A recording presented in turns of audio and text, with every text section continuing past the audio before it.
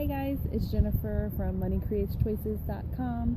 Today I wanted to share a very important video. This is a very important topic that most couples have kind of a hard time navigating, and that's how to appropriately support your partner who's a stay-at-home mom or dad, or maybe they're just, a stay-at-home house husband or, housewife. Either way, it's very important to kind of support each other to make it a very fun, kind of seamless process. This probably won't be seamless for most people, but it is a process. Now, on me, a little background. I am the breadwinner, the sole breadwinner of my household. I'm a laboratory scientist by day, or night, I should say. And my husband, he stays at home. We're helping raise our son. Now this is a little unconventional, although I feel like it's getting more common for sure. But anyway, it's been a long process in order for him to feel comfortable enough not actually making any money, which is a little bit easier if they make some money. The man's drive to provide is a little stronger, I think, than the female staying home.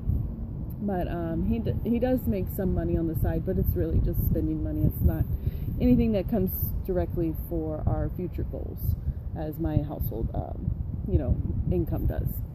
So the ways that I've found that really work, there's 4 specific areas that I think really help a couple kind of navigate through this. The first thing is both sides really need to show each other a little grace in the process, and kind of redefining whose role is what. So when I'm home on my days off and that kind of thing, I might be able to get a lot of different tasks done. I feel like sometimes as a female we are able to kind of move through things a little quicker and have the bandwidth to know what needs to happen. My husband not so much, so when he's home, he may be just able to do the dishes and do dinner, and some other things might not get done, which is fine, because his most important job is to take care of our son. And how he does that, it may not be exactly the way I would want to do, but it still happens, right? It's still getting done, and my son's happy and they're having a great time together. Maybe he spends more time playing with him than doing household chores, which is totally fine with me. So there's some grace that needs to be done there. Or even like grocery shopping. Maybe he spends more when he goes grocery shopping, or buys some junk food items that I wouldn't necessarily buy, but he's still getting the job done. So you can't really totally expect perfection. You have a little bit of grace, and that's the way that they're doing it. It doesn't mean it's wrong. It doesn't mean your way is the right way either. So it's kind of comes to the realization of being okay with the way it is. The second thing, which I might have to make this video a 2-part since it is getting a little long.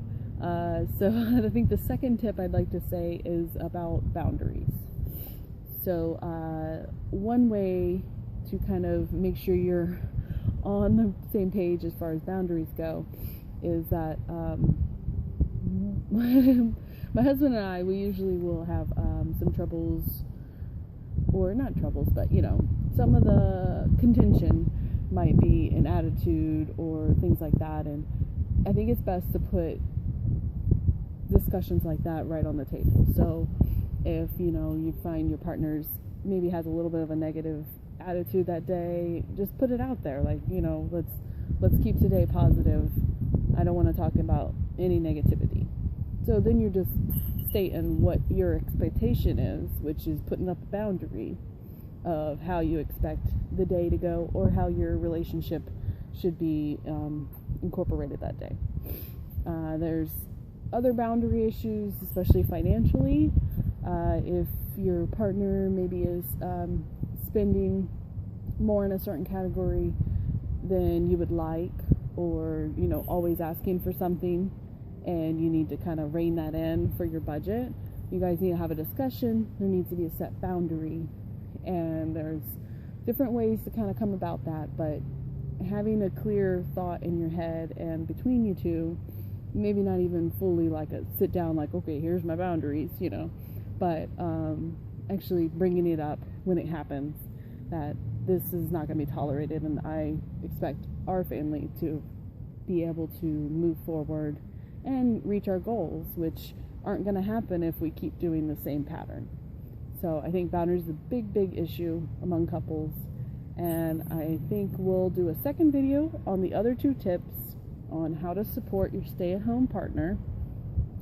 If you guys need help getting your partner on board, kind of implementing some of these tactics, going through your whole money system, I'm here to help.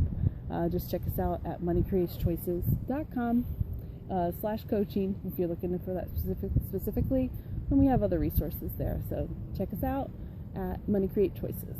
Thank you. Bye.